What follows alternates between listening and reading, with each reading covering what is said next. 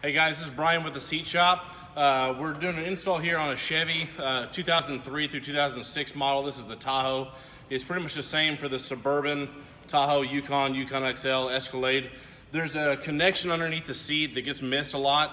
And if you miss this connection when you put the seat back in, plug it all back up, your airbag light will stay on.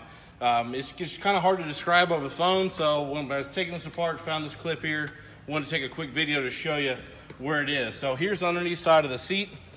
Right here there's a little two-prong plug right here, and there's a blue connection little thing that catches here. It's like a two-step safety clip, so that goes in, so the clip can't come undone. And then there's a little, you push right here, and this connection will come out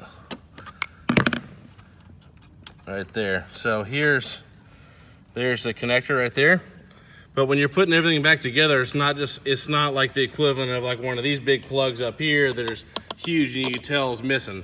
This is all tucked up underneath here, and that little clip's kind of tucked away. But this is usually always the one that gets forgotten. I've missed it several times, and once you start the truck up, your airbag light goes on. That doesn't mean that necessarily has to do with the airbag. It's just if any connection is not connected, when you fire up the truck and the ECM shoots out a signal to the seats to make sure everything's right. If something's disconnected, the first thing it does is throw the airbag light on. So airbag lights goes off. If your airbag light's on, that's the first thing to check. You can leave the seat in the truck to check it. Just unbolt the two front nuts and the rear bolts. Just lean the seat back towards the second row, and you can get on the floorboard and you can get in there to grab that. So you don't have to pull the seat completely out. Just unbolt it and lean it to the back, and you can get to that plug.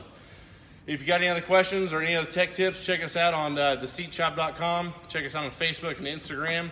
My name is Brian. If you got any leather needs for your truck or SUV, give us a shout.